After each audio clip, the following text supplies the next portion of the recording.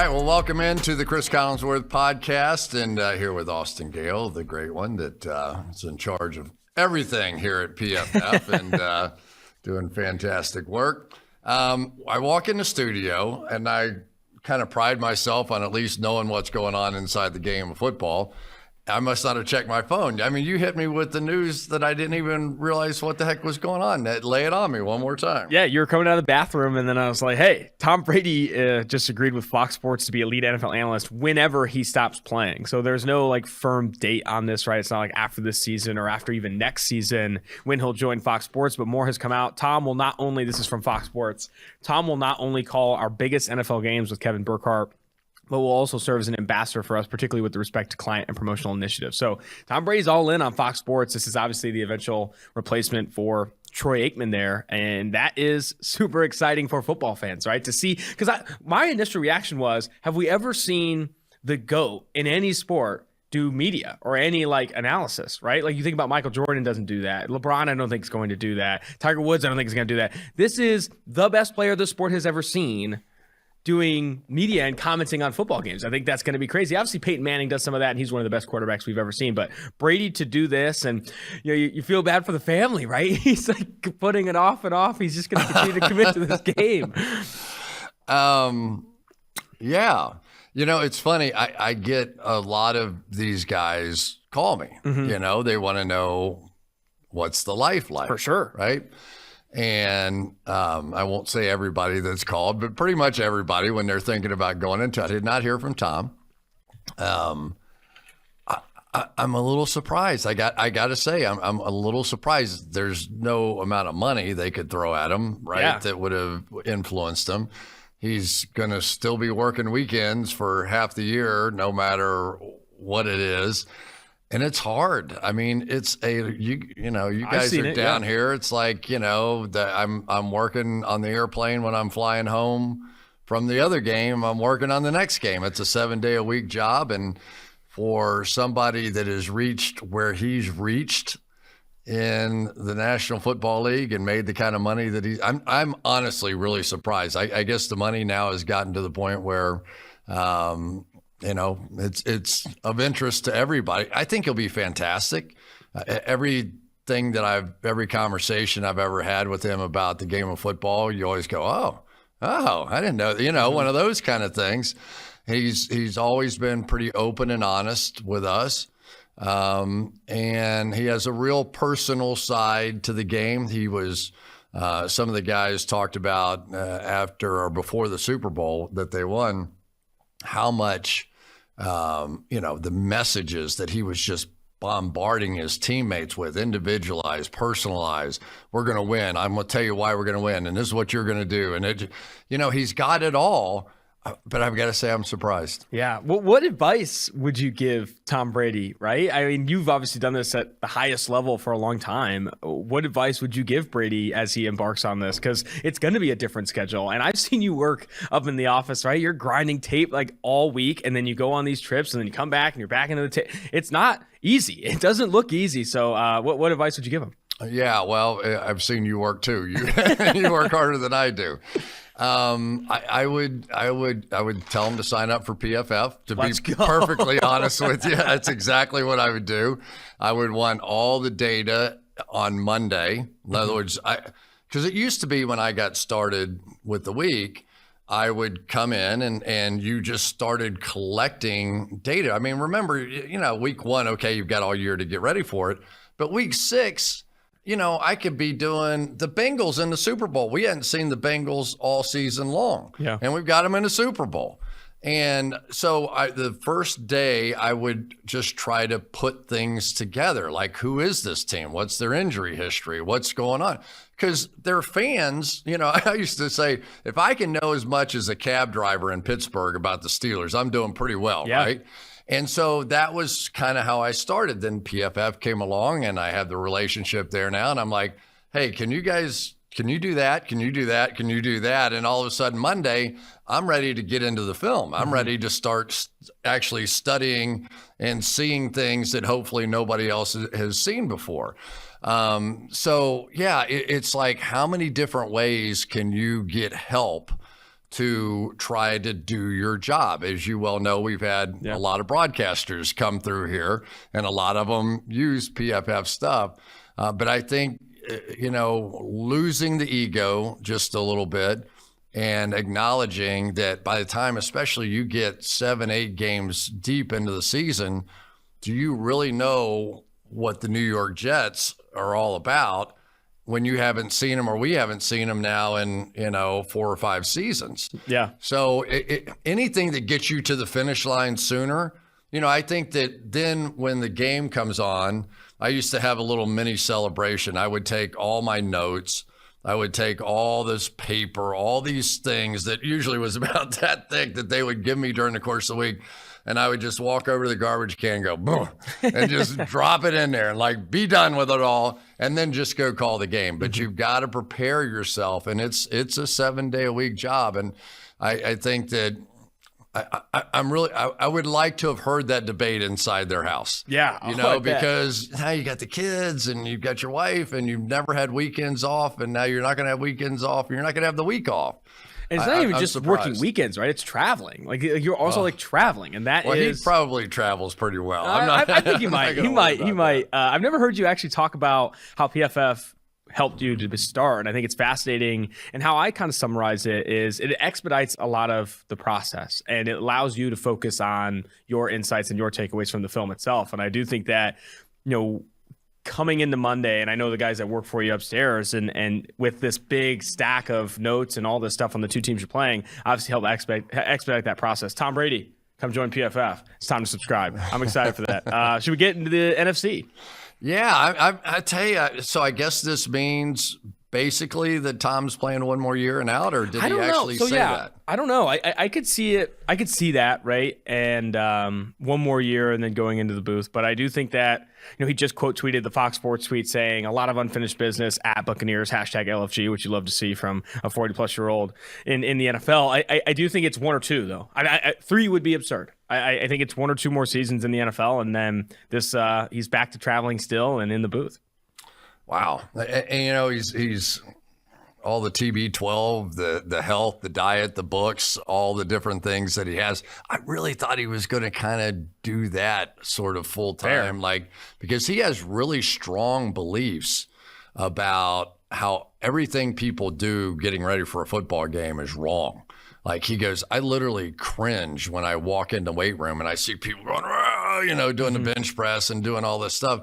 It's like the whole point of being strong is lengthening your muscles. So even if you're lifting or whatever, but he has this whole sequence of different things that it's stretching while you're, lengthening the muscles and all these different sort of things. And how do you argue with him? He's the greatest player of all time. He's, what is he, 45 now? I think so, yeah. 45 years old. And it's got to be at least one of the favorites to win the Super Bowl this year. Again, you go back to all the injuries that they had at the end of the season when they got beat barely by the Rams. The Rams have to hit the long play at the end of the game to keep Cooper Kupp in order to win that one. But he almost had another Super Bowl comeback like, he did against Atlanta a few years earlier. So, I'm still kind of getting over that news. That to me is just amazing. It is. And you said it. The Buccaneers are the favorites to win the NFC. They're the favorites to go to the Super Bowl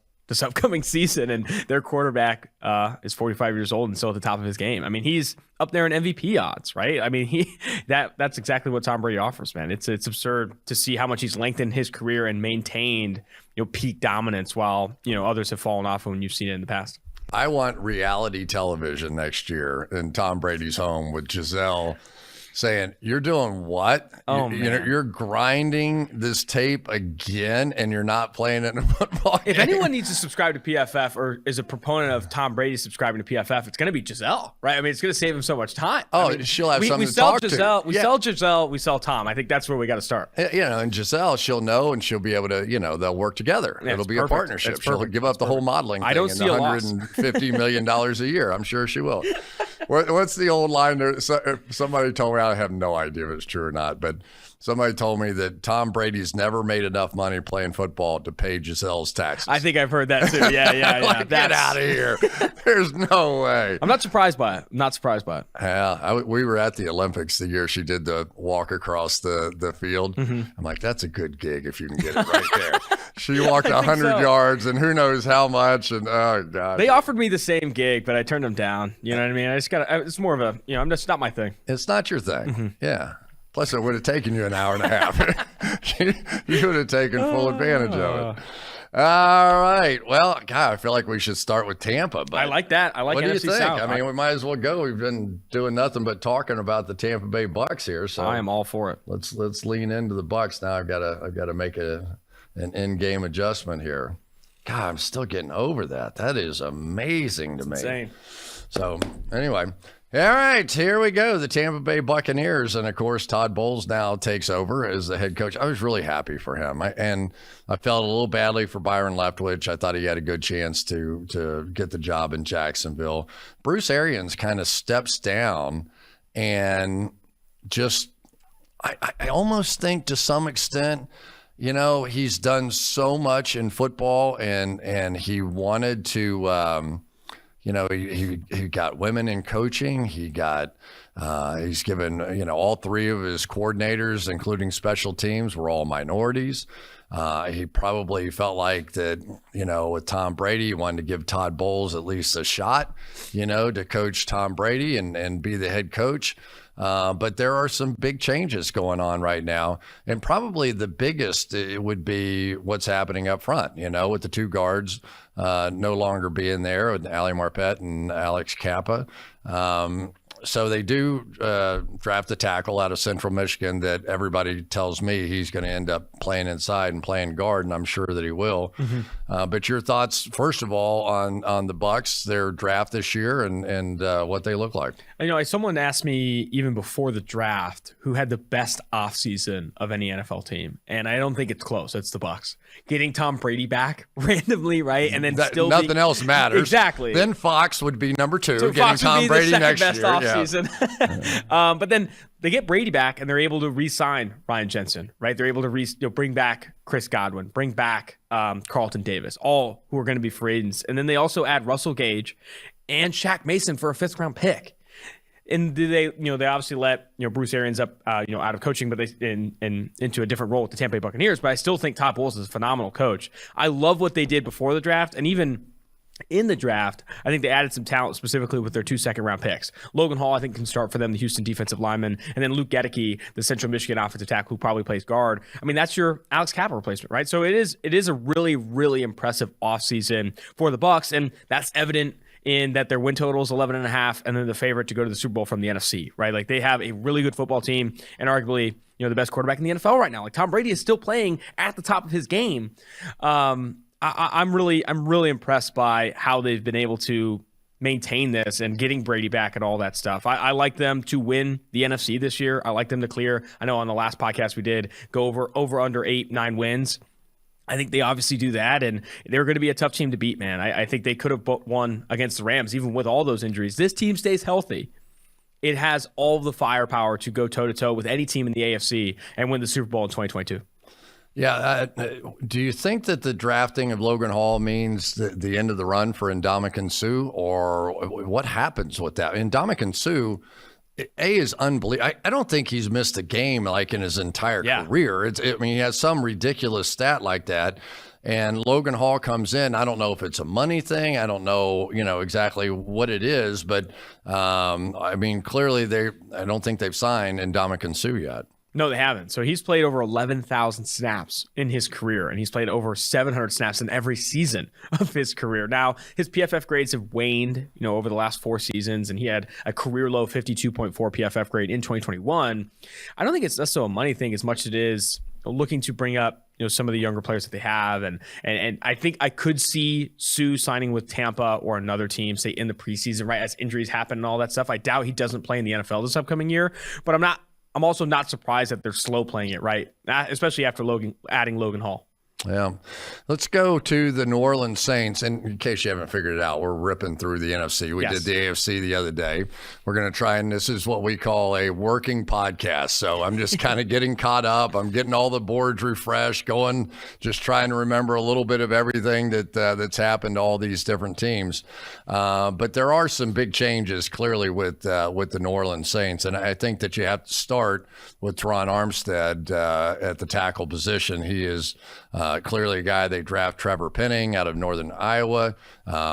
He's not Teron Armstead based on what I watched out of the film. Marcus May moves on to the New York Jets as well, an outstanding, or Marcus May comes over from the Jets. So Marcus Williams goes to Baltimore. And so, but probably the biggest news is that Jameis Winston is the guy. They did that little swap with Philadelphia, and everybody said, oh, that means they're moving up to take a quarterback, but they didn't. And Jameis Winston's the guy. I think they can win with Jameis Winston, obviously, with the trade-ups that they've made and trading future draft capital to get an extra first-round pick this year so they could get Chris Olave and Trevor Penning. I don't agree necessarily with Mickey Loomis's process and how he attacks and always trades up for players. Like when you break down the trade they had with Philly to get that extra first-round pick, and they traded in that trade a future first and a future second. And then they trade from 16 to 11 to go get Chris Olave. They essentially traded 5 picks, including a future first and a future second for Chris Olave. When you look at A.J. Brown was traded for a first and a third. Like he, for whatever reason, is so confident in his process and confident in his player evaluation. He continues to trade up and trade up and trade up, like he did with Marcus Davenport. He did that with Adam Troutman. He did that with Zach Bond. Like he has always been a guy that has seen players he likes and goes and gets them at whatever cost and mortgages future capital. That, in my opinion, has worked, right? They've maintained legitimacy, maintained relevancy. But are they Super Bowl competitive? It's hard to say. Like, I'm not willing to say a team as talented as they are. Look at this secondary. Chauncey Gardner-Johnson, Marshawn Lattimore, Marcus May, Tyrann Mathieu. Like, that is a very talented secondary. Offensive line, yeah, you lose Teron Armstead, but you have Ryan Ramczyk, Cesar Ruiz, Eric McCall. I really like this team and the talent that they have. I just don't know if I believe in Jameis Winston making them Super Bowl competitive. DraftKings has their win total at 8. I think they clear that, but not by many. I don't see them as a deep postseason, playoff competitive team. Yeah, as much as anything, they may clear it just because of the weaknesses in the other teams in the division. So Chris Olave, I know that everybody loves him, and I was not too high on him. No way, really? I wasn't. I thought that I think he's a glider. He really is. He's a guy that has some nice moves, can just move in and out. He's fast, but I thought that most of his big plays came against lesser teams. I thought so many of them were on sort of the deep over kind of passes. I didn't see him get himself open a lot. He's a smaller guy. Absolutely nothing run after the catch. None. There was nothing as far as that was concerned. And all that means is that he'll probably go for 10,000 yards. And I'm as wrong as many times as I'm right, believe me.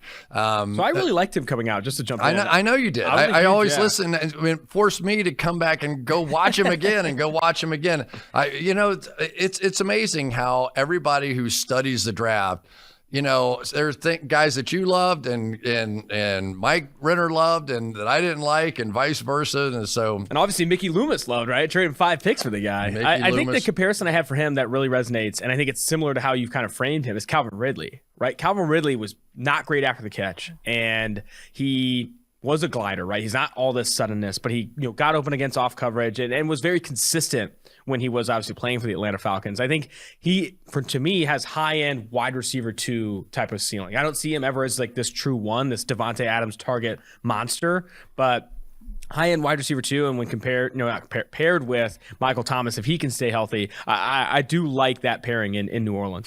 Michael Thomas has to stay healthy. For Jameis Winston, have to have that. Jameis going to try to get the ball down the field too. A quick note on Dennis Allen. I love Dennis Allen. I think what he did against the Bucs and what he has done continually against the Buccaneers. Yes. I mean, he destroys them. He makes Tom Brady just look bad almost every time that they've played against Tom Brady. And really, he's the only kryptonite that I've seen so far. That defensive line gets after him. I mean, it's just I really like him. It's going to be interesting to see what Pete Carmichael, longtime assistant, almost a very humble, in some ways shy kind of guy, and go from Sean Payton to that on the it's just going to be an interesting year for me watching what New Orleans ends up doing. I don't think Dennis Allen has gotten enough credit for what he's done defensively. Totally agree. And now I totally agree. This head coaching opportunity, people don't know. I am from Oakland, California. I was there for his year where he was a head coach, and everyone's like, he's never going to be anything good. To rebound as he has and literally create a kryptonite for Tom Brady and a successful defense in New Orleans, and now this new head coaching opportunity. I have high expectations for him. I do think that Dennis Allen is going to light it up. Unfortunately, I think it always comes down to the same thing. Who do you have playing quarterback? True. I mean, you can be the greatest coach in the world, and just depends on who that is. Arthur Smith now in year number 2 for the Atlanta Falcons, and they're in an interesting situation, right? I mean, they really are. They've got so many different things going on now with the quarterback position. Marcus Mariota, I guess, ends up starting there, but do we get the UC Flash coming in and getting a shot? I mean, to me, they're kind of, at this point, Mariota has some experience on him, but I don't know. I just kind of think the Ritter might be able to get it done. Yeah, I think Atlanta, for me, I think they're going to be in contention for the number 1 overall pick in 2023. I mean, this is arguably one of the worst receiving cores in the NFL. I know they added Drake London, but still, after Drake London, it's Auden Tate, Olamide Zaccheaus, Kadarius Hodge, Frank Darby, Damiere Byrd. It is not a good receiving core. The offensive line, I think, is also underwhelming. Jalen Mayfield, the left guard, third-round pick in 2021, was one of the lowest-graded offensive linemen in the NFL last year. Caleb McGarry, their right tackle that they drafted in the first round, they did not pick up his 5th-year option because he's not, doing enough there. And then you have underwhelming quarterbacks. Even if it's Marcus Mariota or Desmond Ridder, I don't expect any of them to be ranking inside the top 25, top 20 at the position in PFF grade next year. And defensively, it's Grady Jarrett, then who else? Deion Jones has not lived up to expectations since he signed his contract. AJ Terrell is fantastic, but you don't have anything opposite of him. I guess they did add Casey Hayward. I like the veteran signing there. AJ Terrell and Casey Hayward, I think, are highlights for this defense, and Grady Jarrett signing that new contract, I think, is a highlight as well. I just don't think there's enough firepower here, and also not a good enough quarterback to see them clear even 5 wins, right? I think they're over-under on DraftKings is 5 total wins. I would hit under there based on what we see right now. I don't love their prospects, but I think they're doing a good job in terms of positioning themselves for a quarterback in 2023 if they want to go that direction. I know they just picked up Desmond Ridder in the 3rd round. I don't think that deters them necessarily if they're picking at 1 or 2 next year, if Stroud or Bryce Young's there. You don't ever want to accuse anybody of that, right? Yeah. But when you look at what some of these teams are doing, there is a field. It was very clear that this year was the non-quarterback class. Yes. Even though Pittsburgh does pick up a quarterback in the 1st round. Was there some thought of, we could hold on to Matt Ryan for another year and we'll win 8, 9, 10 games or 8 games, whatever it is, 7 games, but we're not going to get one of those 2 quarterbacks coming out, right? And so if you rip the Band-Aid off now, because they weren't going to have him long term, now, I mean, is there motivation to play Ridder so that you end up with one of those? Yeah. I mean, you hate to phrase it that way, I get what you're saying. But it's the way the game is played right now. And anybody that complains about somebody with that kind of strategy, I think that's unfair too. Until they go to some lottery system with the draft or whatever, there are going to be franchises that are positioning for good quarterbacks that are coming up in the next draft. That's Houston, that's Atlanta, and that's Seattle, right? All 3 teams that don't have high-end investments at the quarterback position and did not make aggressive moves to upgrade, right? And I think all 3 of those teams are going to be positioning themselves to look at this 2023 quarterback class, at least look at it, right? And I think for Atlanta specifically, of those 3 teams, maybe they have the best odds, to win more games than the Houston Texans or the Seattle Seahawks, but still, I don't see the reasoning, right, in playing a Marcus Mariota next year. He's a known commodity, right? And even if he plays at a top 20, top 18 level next year, this team isn't winning more than 7 games. And like purgatory, I say this oftentimes on the Tailgate podcast, the worst quarterback in the NFL is a good one, because a good one doesn't get you anywhere. You need an elite one, or you need a good one on a rookie contract, like a good one on a second contract, like a Mariota, and all this stuff just makes things all that much more difficult to build Super Bowl competitive rosters.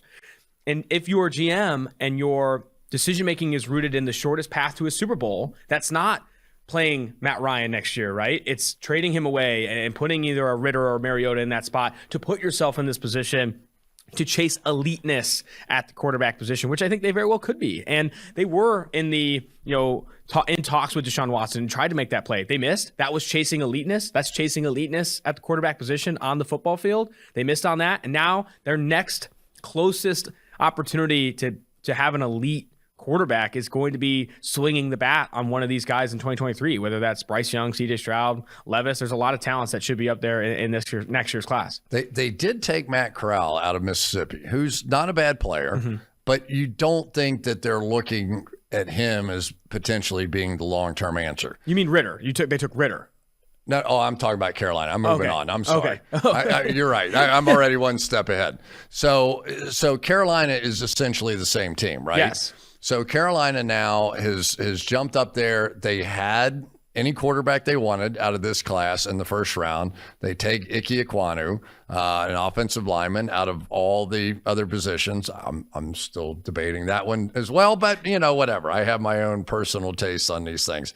But it's interesting that both teams that you could argue are playing into next year's draft took a quarterback in the 3rd round. Yeah. If you're really playing that game, right, wouldn't you have just added depth to some other position as opposed to taking a quarterback in the 3rd round? I still think that there's value in taking swings at the most valuable position in the sport, right? And I think that in the 3rd round, Ritter made a ton of sense. And the 3rd round, Corral made a ton of sense. And for Carolina, if Darnold gets hurt and you're able to, and you find lightning in a bottle with Corral, say he wins, it could save Rule's job. Like it could save Matt Rule and Scott Fitterer's job. Ike Ekwonu's not saving their jobs.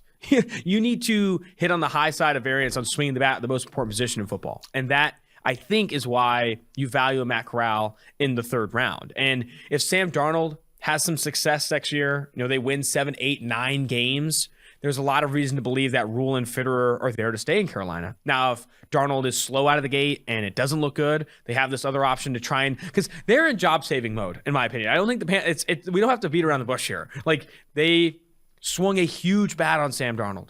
They traded a 2nd-round pick and picked up his 5th-year option, thinking that would be the piece to this puzzle that would take him over the edge. And they've been one of the worst franchises since. They need to hit on Darnold or Corral this year to the tune of 8+, 9+ wins, or I don't think Rule and Fitterer are going to be in power in Carolina. That's when you get in trouble as a franchise, though. When you're in saving job mode, then you take swings on the Andy Daltons of the world to try and get you out, and it's not the right way to do it. I mean, that's exactly, like, you made the comparison there, but like it's exactly what Matt Nagy and Ryan Pace did last year. They trade up for Justin Fields and they trade up for Tevin Jenkins. They had Andy Dalton there. It didn't work out. And then they threw Fields and it didn't work out. And guess what? They didn't win enough games to stay. So I think Carolina's going to be in a very similar spot. The seat under Rule and Fitterer is blazing hot. They need Darnold or Corral to come in and win some football games. The other interesting team, the New York Giants with Daniel Jones too, is so they keep him around for another year. They're probably going to hit in that neighborhood somewhere, right? I just don't think there's any way they're winning more than 5 or 6 games, no matter what this year. But if you win 5 or 6 games, you might just position yourself out of the quarterback competition again. But I don't know. You got to love it. At least I feel like they're drafting in the right direction. I liked pretty much the top 3, which I knew the most about: Thibodeau and Evan Neal and Robinson out of Kentucky, the little wide receiver. So, but again, we just did 3 teams in a row, and I had to jump back to the Giants. Yeah. Because I felt like that was the one that sort of that fits that mold as well. But I do love Brian Daboll. I think that he can take some of the stuff. What they did with Josh Allen up there after 2 years of okay, and then to take that next step. And I guess they're thinking maybe Daniel Jones. Yeah, they didn't pick up his 5th-year option, which is obviously telling. And I think they are begging. I think if you're a Giants fan, you're begging they don't win more than 6 games. Because if you get into purgatory with this Giants team and other teams that have needs at quarterback are ahead of you, you're going to miss out on the 2023 class. Now, I do think that they've done a good job, specifically this season, drafting Evan Neal, drafting Kayvon Thibodeau, adding enough talent to where this becomes somewhat of a desirable situation for a veteran quarterback, because those are on the move every offseason too now, right? Like Russell Wilson getting traded for as much as he did, Watson getting traded for as much as he did. Like, it's not just the draft where you can kind of chase eliteness. You saw the Rams go grab Stafford and win a Super Bowl, right? So I do think that if you don't have an elite quarterback or a quarterback that you feel is the high end in your future, it's looking ahead to the draft, which is a lot of that's losing football games, or looking ahead to a veteran quarterback that's either in the trade market or in free agency. Now, I worry about Kadarius Toney. Is he going to be there? Are they going to trade him? I worry about Darius Slayton. He was also removed on the trade market. They just cut James Bradbury, the cornerback there. This roster is losing talent rather than adding it. That concerns me a lot. Well, and they're in salary cap hell, right? Mm-hmm. I mean, everybody there will openly admit that. But you bring in Wink Martindale as your defensive coordinator, and he is a blitzer, man coverage, and then the first thing you do once he gets there is Bradbury's gone. Yeah. So, there are other good players back there. Xavier McKinney, I think, is going to be a really good player in this league. But I mean, it's tough. I think the Giants are probably the strongest case for we're just going to get our salary cap right, and it's going to cost us a year. And honestly, I don't blame them. I really don't. I don't blame them. I don't think they win more than 7 games this year. I would take the under on DraftKings. I think it's set at 7 right now, and I think that's one of the best case scenarios. like this team, you don't want settling into purgatory, and they need to desperately add talent, solidify this cap situation, and go chase eliteness at the quarterback position when they're finally ready to pull the plug on the Daniel Jones experiment. Speaking of purgatory, the Washington Commanders now, Carson Wentz, and they go make the deal. Everybody remembers, 2017? He gets hurt at the end of the year, was in the MVP hunt, may well have won it. He goes over, and in Indy, he had moments. He had horrible moments. I guess that's playing the quarterback position. I can remember some of the throws out of the end zone that were intercepted and looping them around. But I also remember moments where there were guys that they designed plays that were wide open, like wheel routes with guys with nobody covering. Should have been 50-yard plays that he just missed. And he's one of those guys with sort of that new age, funny kind of throwing motion where they flip the ball upside down and now they bring it over. I don't know who all's teaching that. I'm sure they're way smarter about throwing the ball than I am. I never saw Joe Montana. I never saw Dan Marino. I never saw any of the guys that were the great ones in this league throwing the ball like that. Yeah. And I don't know. Sometimes I feel like some of these guys get overcoached and get out of their natural skill set. It's led to a lot of inconsistency, specifically in accuracy with Carson Wentz. And that's been, a lot of his downfall since the season he had where he got hurt and the Eagles went on to win the Super Bowl. This, I'm going to put it bluntly, the Washington Commanders had one of my least favorite off seasons of any team in the NFL. Like trading a second and a third round pick, or it's a conditional second, and taking on 100% of his contract was a bailout I don't even think Chris Ballard saw coming for the Indianapolis Colts, right? So they'd make that decision in an offseason where you could have just signed Marcus Mariota. You could have signed Mitchell Trubisky. They drafted Sam Howell in the 5th. Like, spending that kind of capital on Carson Wentz, who has, since leaving Philly, been a failed experiment for any team that's tried it, that, in my opinion, was too much to spend. And some of it, I think, is because they're trying to kickstart this Commanders era. I mean, Carson Wentz wore a hot dog suit to that damn press conference. Like, I think they're trying to do a lot to make this first season as a Commanders team a lot better than the billing would be with the quarterback situation that they have. And I think that's forced them into some short-term decision-making, right, for the wrong reasons. And then you look at Jahan Dotson, who I liked, but I didn't like where they took him. Fadarian Mathis, I thought, was overdrafted compared to where Travis Jones was. I don't think they've added enough in free agency. I worry about this team because they are, like you said, buying themselves into purgatory. And what makes this hilarious is that we've talked about the Giants and the Washington football team, who I think or Washington Commanders, who I think are trying to rebuild, but it's half-baked because Gettleman put them in salary cap hell in New York, and Washington's trying to swing the bat on Carson Wentz instead of like really resetting at quarterback position. That concerns me because the Cowboys and Eagles are running away with, being competitive in this division. And I think the Cowboys right now are the favorites to win it for the right reasons. They have the best quarterback, but the Giants and the Washington Commanders are not, in my opinion, moving in that direction. I'm concerned with how they're trying to rebuild. There are just so many things when you had a Russell Wilson in play on the market this year. Yep. Aaron Rodgers conceivably could have been in play for the right sort of a deal. And obviously a little bit older, we may go the rest of our lives without having players like in play on the open market. So what would you have paid to get one of those kind of guys on your team? It's just an interesting question. So let's go on to the Cowboys. They lose Amari Cooper. They lose Randy Gregory, Cedric Wilson, Lyle Collins, Connor Williams. They lost some name guys. Of course, everybody on the Cowboys is a name guy. They do pick up Dante Fowler, but Dante Fowler has done some of his best work when he's been supported by great players around him.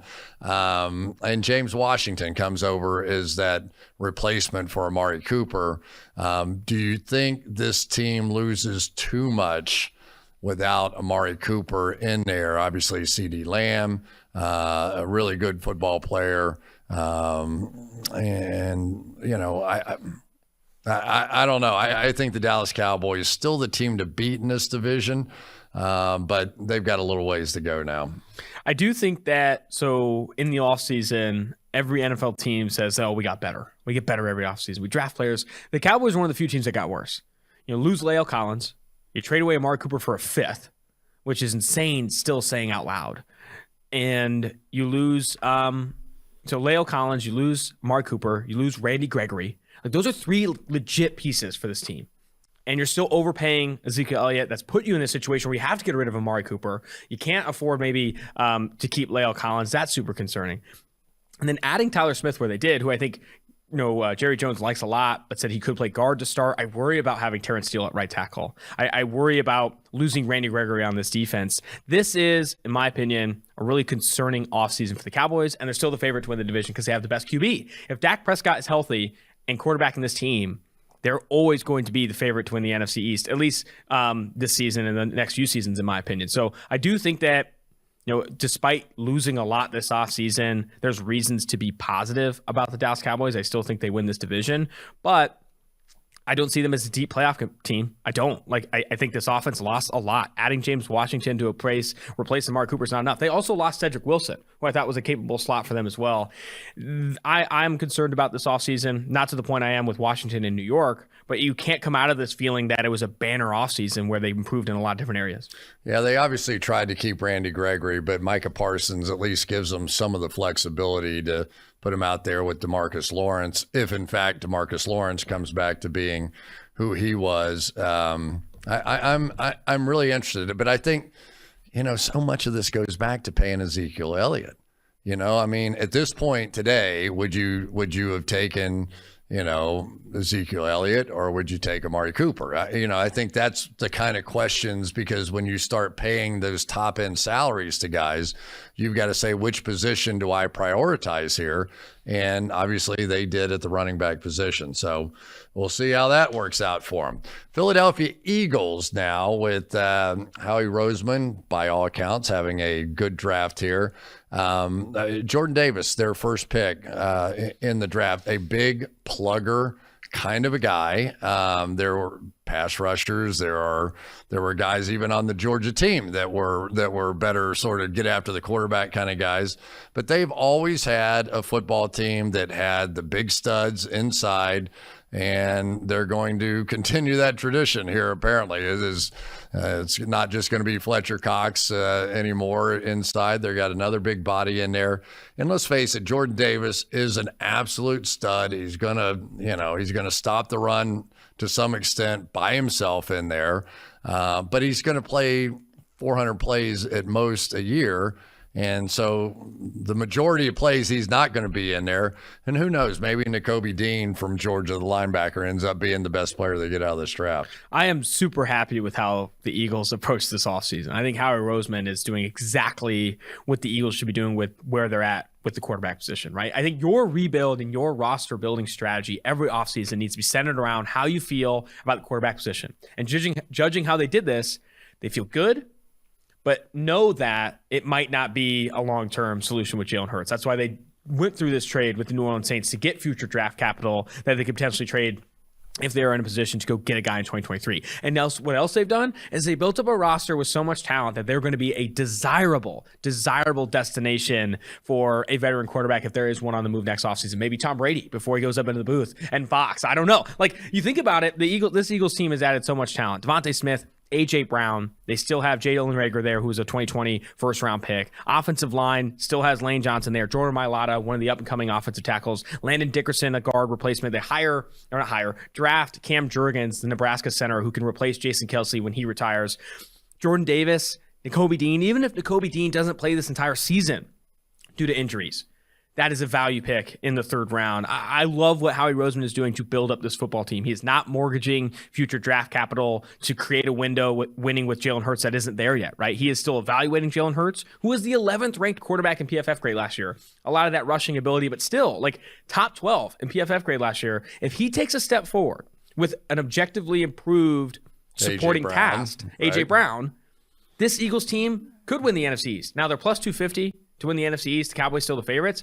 I like them as not a long shot necessarily, but I like that as a bet, right? 2.5 to 1 to win the NFC East with how much they've improved this offseason. I like who they have in the coaching staff. This is a really talented football team that is a Jalen Hurts 15 to 20% improvement away from being legit a good football team that could go deep in the postseason. But we all watched the playoff game last year, right? Yeah. I mean, that's the game you can't get out of your head, right? Yeah. I mean, Tampa goes down there and, Jalen Hurts played well, got him into the playoffs, give him credit. They didn't have everything around him. They didn't have an A.J. Brown certainly around him. But it was a mismatch. I mean, there's no other way to say it when you've got Tom Brady against Jalen Hurts.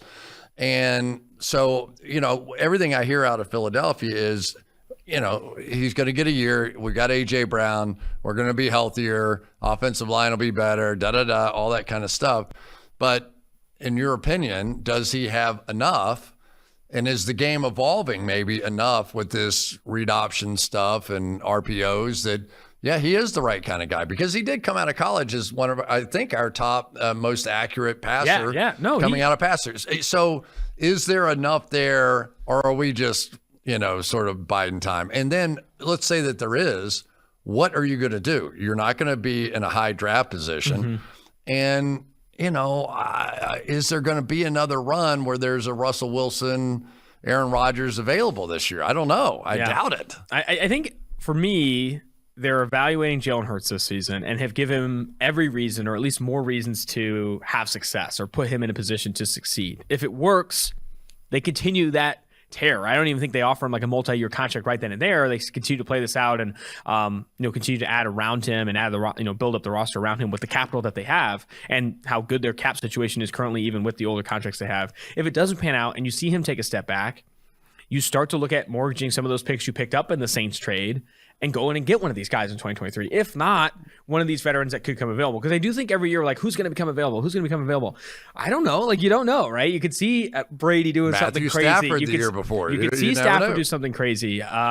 It's all hard to, like, predict when a veteran wants to be on the move. Kirk Cousins, whoever. Like, that is going to be an option to them, though, because this roster is good enough to where a good quarterback, whether that's in the draft or in free agency this next offseason, if Jalen Hurts doesn't take the step, which I'm not ruling out, is going to look at Philadelphia as a desirable spot.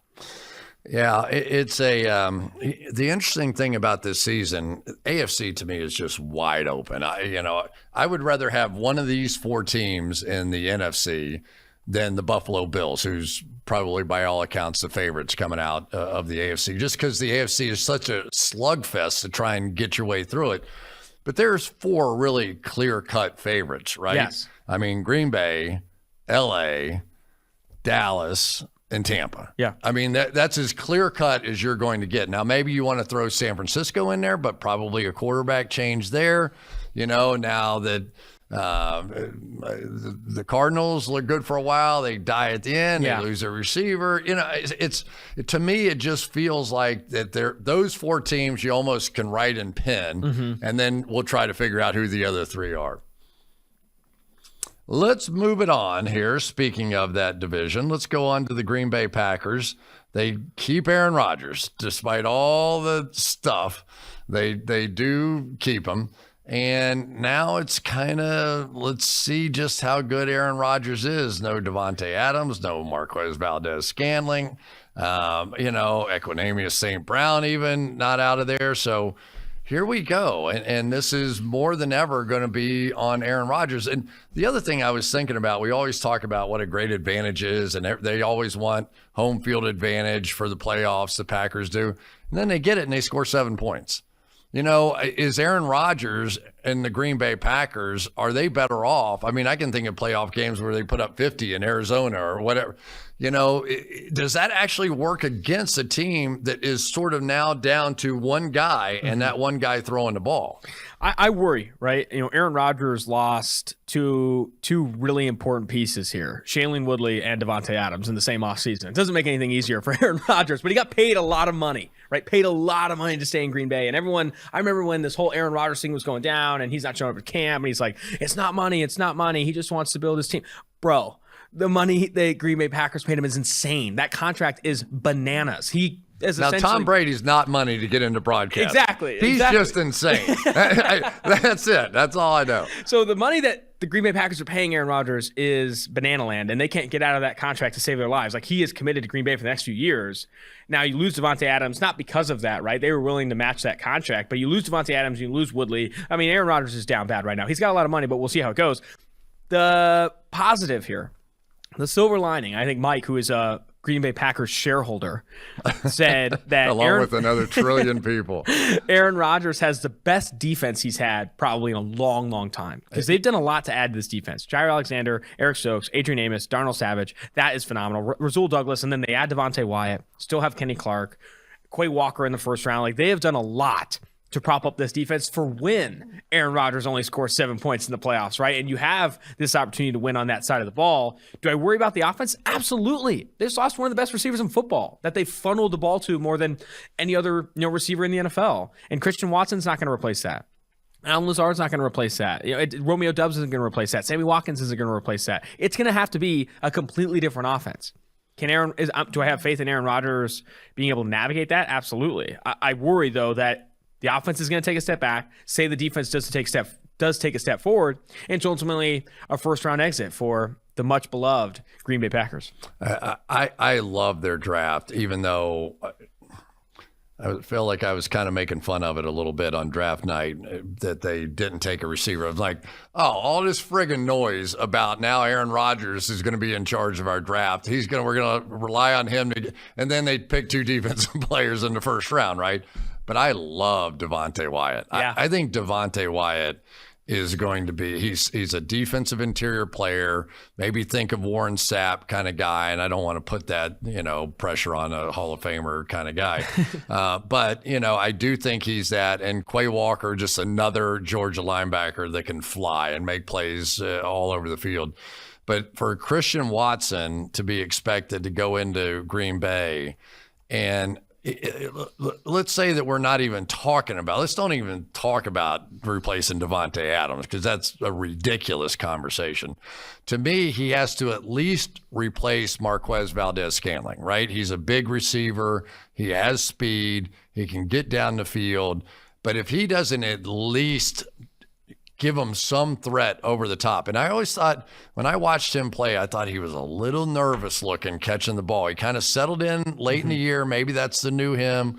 But he is going to be under a lot of pressure and a lot of scrutiny as we move into this season. Yeah, I worry a bit about Watson. I think he, to me, has a trajectory you want to buy into, right? That has improved over the course of his North Dakota State career. And he was named a captain, I think, over the last season. I talked to his head coach. He said, he is a phenomenal player on and off the football field. Where he needs to improve the most, he's got to work the jugs machine. He's got to attack the ball better. The hands have to improve if he's going to be the threat, teams want him to be. And now obviously Green Bay wants him to be. But I do think he can seamlessly fill the role that Marcus Valdes-Scantling had. And now he's not touching the role that Davante Adams had, but I think he can be Scantling. Where I think there's a bigger focus is, what does Sammy Watkins look like in this offense? Because I really liked Sammy Watkins when he was with KC. And I thought, he had one of those critical plays in that win over San Francisco. I think Sammy Watkins is this underrated piece of this offense that's going to get pushed down because he's a veteran and people have seen him. He's a known commodity. Everyone's going to want to hype up Romeo Doubs, the receiver out of Nevada they drafted in the 4th, or Christian Watson, North Dakota State. Look out for Sammy Watkins. I think Sammy Watkins, we could be surprised by the impacts he has on this offense, because I still think there's enough in the tank for him to be a legitimate threat. And we know Aaron Rodgers and how he treats rookies. It's a faith thing, right? You need to build up faith with Rodgers to earn the targets and those things. I think Watkins could be a player that really stands out for Green Bay this year. If he's healthy. It's all that matters. Mm-hmm. I mean, Sammy Watkins is plenty good enough player. What was he drafted? Like 2nd overall, something like that? He's a phenomenal talent, but I've seen him in multiple places now in practice, and it's just hard for him. You have to take care of him. You almost could see him as sort of a 3rd down receiver for them. That can he just stay in there for 17 games, make it to the playoffs as these other guys develop, and not wear them out? I mean, that's a long year. It's a long year for a broadcaster, those 17 games. For whatever reason, I felt like more coaches this year were willing to sit a guy out for a game, realizing that all that really mattered was, how are they playing getting to the playoffs? Von Miller was a perfect example, right? Yeah. He missed all that time with the ankle and the trade. He wasn't much of a factor early on, but man, he got healthy for that playoff run. And I don't think they win at all if he's not up to the standard that he was playing at during the course of the playoffs. Kwesi, first draft in the NFL, our guy, Adolfo Mensa, the numbers wonk that came out of San Francisco that we all really like. We spend some time with him. Kevin O'Connell now comes out of the Rams system. Why not? Almost every team in the playoffs, it seems like we're running some form of the Shanahan system as we go down the list there. But, same as usual. We're going to get Kirk Cousins. We're going to get Justin Jefferson. You're going to get Adam Thielen. And that's what's going to make or break this football team, at least offensively. Yeah, right now, I think Green Bay is an overwhelming favorite to win the NFC North, but second is the Minnesota Vikings. It's a 2-horse race. I don't see the Bears winning this division. I don't see the Detroit Lions winning this division, despite how much I like their offseason. I think the Vikings are the only other player to win the NFC North crown. So I like at plus 280, maybe a sprinkle, just knowing the uncertainty with Davante Adams leaving. But honestly, this is Green Bay's division to lose, and you could be burning money betting on the Minnesota Vikings. I like their offseason. I don't think they got enough in their trade back from 12 to 32. But I really like Louis Cine. He was on the Richard Sherman podcast here on PFS Podcast Network recently. He is a guy with no filter. What did he say? So he was, Richard asked him about the draft process, right? And says, hey, what was it like? It's nerve-wracking, right? Getting drafted that late in the first. And he's like, there's a team at 27. I don't got to name who they are, but they said, we're going to pick me. We're going to pick you at 27 and 27. And they traded out of the first round, which is obviously the Tampa Bay Buccaneers. And then he ends up getting picked at 32. And he's like, they messed up or something along those lines, which is fantastic. He already has this edge, right? And he plays with that edge. He's a deep safety prospect that has an opportunity now to learn from Harrison Smith, one of the best to ever do it, who's been doing it for a long time. I really like that selection by Kwesi. Did I love necessarily the return they got in the trade down? No, but I like Louis Cine a lot as a football player. I like Andrew Booth. Booth, to me, I agree. If he can stay healthy, because the hernia stuff is scary. And if you aren't able to see the football field availability, all that stuff, that's concerning. But when he's healthy, he's awesome. And I think he was closer to Trent McDuffie than the pre-draft process kind of led on, right? I think Trent McDuffie was seen as this consensus cornerback 3 behind Derek Stingley and Ahmad Gardner. Andrew Booth's a dog. I like his run defense. I think he's a physical player. If he stays healthy, I think Andrew Booth's going to be one of the steals of the second round. Totally agree. Cine was an interesting guy for me. He has all the physical tools. I will say, especially in the playoffs, he made some big mistakes. You know, he's a really aggressive guy. He wants to jump plays. He wants to get up in the action. In the NFL, you better be careful. You know, you better play your assignment, because if they see you start sneaking a peek, they're going to go find you and make you pay for it. Chicago Bears, you know, we were sitting there a season ago and we're like, oh, wow, they finally got their quarterback of the future. And, you know, Justin Fields is going to be this, he's going to be that.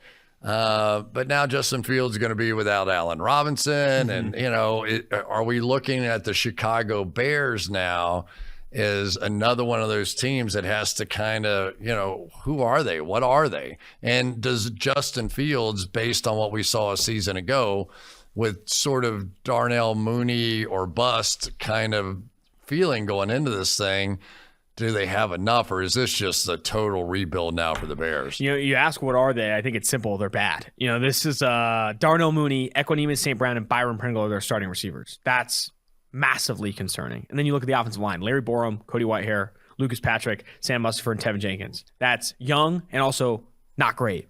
Justin Fields, entering year 2, really liked him as a prospect, but he's almost set up to fail here. Like, the supporting cast is, when you combine offensive line and receiving core, is one of the worst in the NFL, if not the worst in the NFL. Then you have a shift in coaching too. That doesn't help. Regardless of this, you know, bringing in the coach over from Indianapolis, I'm forgetting his name off the top of my head. Eberflus. Yeah, Eberflus. Whether or not that's an upgrade over Nagy, doesn't matter. It's new. Like, and newness can oftentimes slow development for younger quarterbacks because you're learning a new offense, you're changing all these things. I worry so much about Justin Fields' development and this offense. Defensively, love what they added in Kyler Gordon. I think he's a phenomenal player, a good prospect with the way they got him, and I really like Jaquan Brisker, the Penn State safety.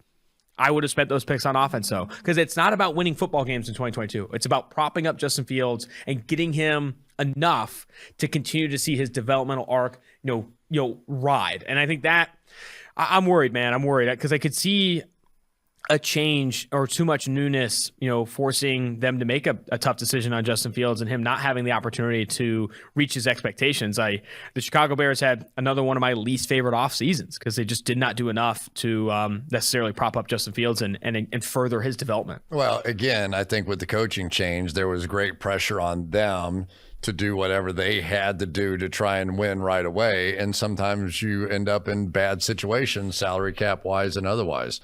The Detroit Lions, I think that this was one of the more interesting football teams this offseason, and in particular in the draft. Aiden Hutchinson falls to them. They get lucky with that one. Michigan guy gets to stay right there in Michigan. Jameson Williams, perfect selection. This is a team probably not looking to win the division, obviously, this year, although who knows? They played really well at times. And so now he could come in even December at some point, get a little action and be ready to go. But the Detroit Lions, whether you want to buy the biting the kneecaps or not from Dan Campbell, that's the way they play. They play a physical brand of football. Penei Sewell a season ago. I think there's something coming out of this team. And again, we're right back to the same conversation. Is it a team that is Jared Goff ultimately going to be that answer? Or are they just going to sort of be good enough now to ride in that, 6 to 9 win and not get out of it? Yeah, I really like what the Lions have done this offseason. I think it's one of my favorite offseasons in the NFL. Yeah, their win total is set 6.5. I don't expect them to win a lot of football games with Jared Goff still as a starter. But looking at just what they've added over the last 2 seasons. One, a coach that, of all losing coaches in the NFL, I think has something that no one else has, and it's buy-in. Like, he has a culture they're buying into, and that is difficult to manifest when you lose a ton of games. Ask Urban Meyer. If culture is so important for rebuilding teams to create buy-in in a head coach and buy-in in philosophy when you're just taking L's every week. right? And that buy-in showed up in the against the spread record. That buy-in showed up in how close they kept a lot of the games last year. That is super exciting. Well, the other thing that they did is they whooped some ass. Yes. I mean, that was like, you ever been in a fight? Well, I've only been in a handful of fights. Oh, wow. We need those stories. Yeah, but so one guy shot my dog with a BB gun. That was like game on right away. Oh, I was so mad. I was like, it was crazy. I won that fight. I lost another one. I decided to take on a kid that was 2 years older than I was. But but this is a physical football team. And when you're coming out of games and the scoreboard says that you lost, but in your heart that you whooped those guys' ass, that's what the Detroit Lions are right now. It really is. I mean, they are physically a dominant team. Now they've got to put some points on the board. Now they've got to get play out of the secondary. But when you put on the tape, and usually I was studying the other team, and I had to a lot of times this year go, stop watching the Detroit Lions. Like I couldn't take my eyes off of them. I had to start watching the team I was actually putting the tape on for. But there's something there. There's something that's happening in Detroit that I like. It's good drafting, and it's an excellent culture. The offensive line with Penei Sewell, and now they have Taylor Decker at left tackle, Jonah Jackson, who they drafted in 2020, Frank Ragnow still at center. Like that is a really good offensive line. The receiving core, they add DJ Chark this offseason. Jamison Williams in the trade up. Amon-Ra St. Brown was a hit, 4th-round pick in 2021. They still have Josh Reynolds, Khalif Raymond, etc. You go to defense. The defensive line and how they've invested in that defensive line is insanity. Ali McNeil and Levi Wuzurike were 2nd and 3rd round picks last year. They brought in Michael Brockers. They brought in Julian Okwara and Romeo Okwara. Charles Harris is a free agent. Then they draft Aiden Hutchinson this year and Josh Pascal, the Kentucky defensive lineman, in the 2nd round. That defensive line might be the deepest in the NFL. They have so much talent there. They've invested a ton. And in the secondary, that's where I think the question marks are. Can Jeff Okudah live up to expectation? Can Amani Oruwariye, who's flashed, be a legitimate starting outside corner?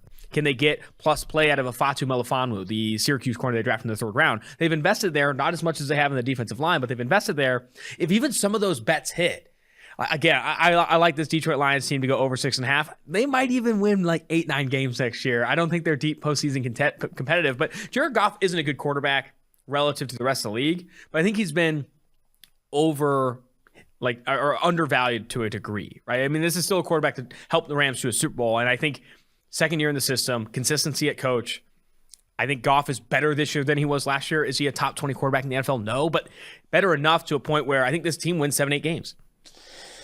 I'd like to see it. I'm really curious to watch them play again this year. The defending champs now, the Rams, and Sean McVay gets it done. Brought in there. He was almost a broadcaster. He came really close. He got offered a ton of money to get into the business. Did not take it. They pick up Allen Robinson. But the players that they've lost or are unsigned, the list is pretty substantial. Von Miller goes to Buffalo. Robert Woods goes to Tennessee. Odell Beckham with the injury, who knows what he's going to end up doing. Darius Williams goes on to Jacksonville. So there are some good football players that have been taken out of the mix. But I think for the most part, you'd have to say, okay, you might be swapping Allen Robinson for Odell Beckham out of this mix, and Andrew Whitworth not being there either. But this is a team that has a chance to run it back, and if they do, it'll be because San Francisco didn't really take that next step to be the team that they were hoping for on draft day a year ago. I like the Rams a lot. I think you look at them in the NFC, I think they're number 2 at plus 450 to win the conference. Bucs are the favorite, plus 330. Rams are 2nd at plus 450. And they lost Von Miller this offseason, which I do think is going to impact that defense, but they still have Troy. They brought in Troy Hill. They have Jalen Ramsey. I like, obviously, Aaron Donald. They bring in Bobby Wagner, refusing to let up on that side of the ball. And offensively, Allen Robinson, is that not one of the more underrated signings this offseason? I know they lose Robert Woods, but Allen Robinson's going to play the best quarterback of his career by a landslide. That even goes back to college when he was playing with Hackenberg at Penn State. That's a difference maker. Cooper Kupp, the Triple Crown last year in receptions, receiving yards, and touchdowns. The offensive line has concerns. Like you said, losing Whitworth and replacing him with Nopum is not going to be easy. I still think they have a chance to run it back, and I think they're rightfully number 2 behind the Bucs to win the NFC, because I think they also walk away with a win in this conference. I tell you, Joseph Noteboom had to come in that game against Tampa and hold up, and he did. That was if there was an underlying part of that game that I mean, we talked about a little bit in the broadcast itself, but Noteboom held up on his side, and because there was really both teams ended up playing without, one of their tackles, Tristan Wirfs, didn't play in that game, and the Bucs had problems on that side. But I thought Noteboom held up and ended up, playing really well in the game. And it there are a lot of differences. You think about the play that Cooper Kupp made and all that kind of stuff. But what Noteboom was able to do in that game, so I don't have a big concern with him right there and being able to take over. So we'll see. The Arizona Cardinals, right? This is an interesting football team right now. They have so many things. They sign Kingsbury and Steve Keim to long-term deals. Kyler Murray went from racing a social media account with everything Arizona to now they're all the company line and they're moving on. But it's going to be tough. We've seen that team fall apart at the end of the year now a couple of years in a row. Last year, you could say it was because no DeAndre Hopkins, and now DeAndre Hopkins not going to be there for the first 6 games because of the PED suspension. And Christian Kirk, I know that was kind of the joke of the offseason, how much they paid to get him to Jacksonville, but he was a solid player. And somebody that had a great relationship with every quarterback that was there. He's out of there now. So, concerns. No doubt about it. This is a football team that now is going to be kind of A.J. Green dependent a little bit. Andy Isabella. Where are we going here with this thing? Rondale Moore? Concerned with the start, right? Because losing DeAndre Hopkins for the first 6 games does make it more difficult to have the Cliff Kingsbury, Kyler Murray special of coming off to a blazing start. Because now it's A.J. Green, Marquise Brown, who they traded the first-round pick for. I did not love that trade. I don't love that trade in hindsight, and didn't love it at the time. I think it was overvaluing Marquise Brown, especially when A.J. Brown gets traded for a first-round pick literally on the same day. How much do you put into the fact that Lamar Jackson's the quarterback in Baltimore, and they don't throw it a lot, and when they do throw it, it's just big plays, right? I don't think it's Lamar. It's the offense. Exactly. They run more 2 wide receiver sets than a lot of other teams in the NFL. They like to run 2 tight ends. They like to bring in the running backs and the fullback and stuff. And, you saw reports that Marquise Brown was frustrated with the passing offense specifically after his second season in Baltimore, right? I think it wasn't a fit for his skill set at all. And when you think about bringing in Marquise Brown to help your relationship and the ongoing conversations around a contract with Kyler Murray, it starts to make more and more sense, right? You think about the off-field components, because obviously those 2 players played together at Oklahoma. It starts to make more sense. I still don't love that receiving core at face value, especially with DeAndre Hopkins suspended, A.J. Green, Marquise Brown, and Rondale Moore, and Andy Isabella as his 4th receiver. Antoine Wesley played a little bit last year. Offensive line, Rodney Hudson getting older. You have DJ Humphries there, who I think is probably their best offensive lineman. It's not a top 15 group. And then defensively, they are still not a good pass rushing football team. And I worry about that a lot. Chandler Jones is leaving. This is concerning. I don't think the Cardinals are going to be a team that I'm picking to be Super Bowl competitive in 2022, as good as Kyler Murray is. And that concerns me. I think the Arizona Cardinals are in for a rude awakening on what the first 6 games look like without DeAndre Hopkins. Me too. Me too. which is like, okay, so we're going to go from San Francisco and the entire West was like one of the more dominant divisions in all of football, really the AFC and the NFC West last year. AFC North was pretty good too. But so you're talking about a division that feels like the entire division took a step back. No Russell Wilson now in Seattle. The 49ers, I guess, making the quarterback change here. We don't know exactly, if that's happening or not. Do they pull the trigger and go with Trey Lance? Jimmy Garoppolo, is he even going to be healthy? Is he even going to be on the team? Nobody seems to know. But this entire division feels like that they've taken a step back, except for the Rams. Yeah, it's worrisome. It's worrisome. And I think that's why the Rams are still the favorite, right? I think that's why the Rams are still the favorite, despite them losing some talent too, like losing Von Miller and losing Andrew Whitworth. They managed to still add Allen Robinson, Bobby Wagner, Troy Hill. They got back in a trade. Like I still like what the Rams did this offseason. Niners have a huge question mark at quarterback. Cardinals have huge question marks at everything but quarterback, and even then some question marks at quarterback. And Seattle is easily the favorite to finish last in this division with what they have at quarterback and losing Russell Wilson and going out and starting Drew Lock. So let's talk for a minute about the possibility of Trey Lance playing quarterback. Mm-hmm. So in theory, I can remember on draft day, right? They moved up, they traded all that draft capital, they go up, and it felt like they didn't even know who they were going to pick yet. I mean, nobody even knew until the draft day sort of decision. In theory, it's a great idea. So Jimmy Garoppolo's limited mobility from the standpoint, he's not going to run, right? But you put all those sort of outside zone plays of the 49ers in there, the speed that they have getting to the edge, the ability with Trent Williams on the backside blocking, so athletic, be able to get out in front, do all those different things. There's real possibilities of what this offense can be. But when we saw Trey Lance play against Denver, was it Denver that he played against?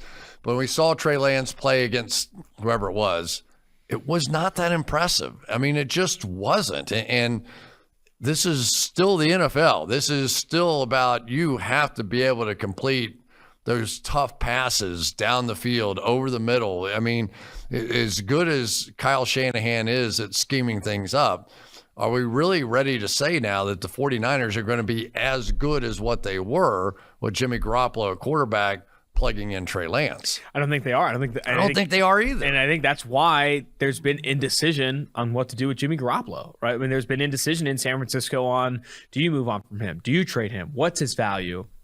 Because the other thing, the elephant in the room is I don't know whose decision was in that front office. Maybe it was a joint decision to trade all that future draft capital for Trey Lance.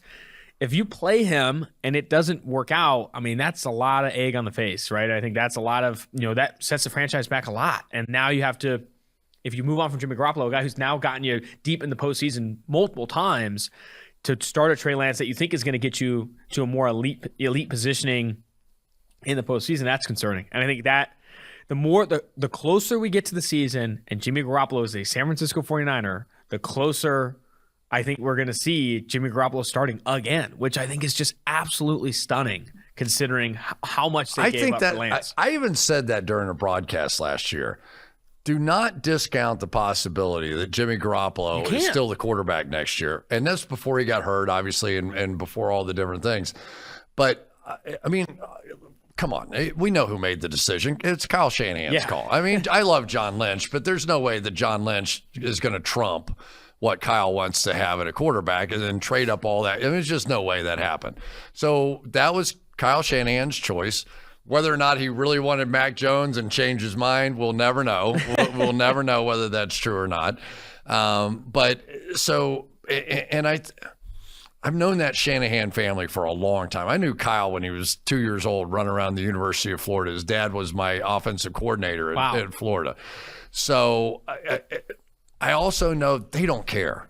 So if they made a mistake, and I mean, it happened in Washington, right? I mean, RG3 was the guy drafted, and Kirk Cousins ends up as a 4th round pick. He's playing.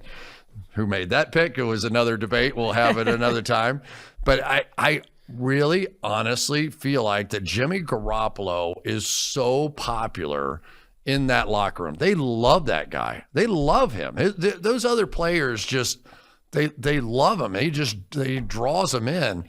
And if Trey Lance comes out in preseason and does not look the part, and Jimmy Garoppolo's ready and is still on the team, I think they'll play Garoppolo and not care. I know the Shanahans. They will not let a bad decision force other bad decisions. Which is smart, right? Which is I think the right way to approach the situation they're in. Looking at their draft, I like their 3rd round pick in Danny Gray out of SMU. I think he's fantastic at every skill you need to play the receiver position except catching the football. I think he's got other than that, heavy drop rate, but he's a good mover. I think he creates separation well. He's good after the catch. I think working his hands will be the next step. And defensively, I still really like what they have. And this team right now, their over-under is set at 10, and we don't even know who's starting at quarterback. That, to me, is such a indicator of how good Kyle Shanahan is, I how agree. good this roster is, right?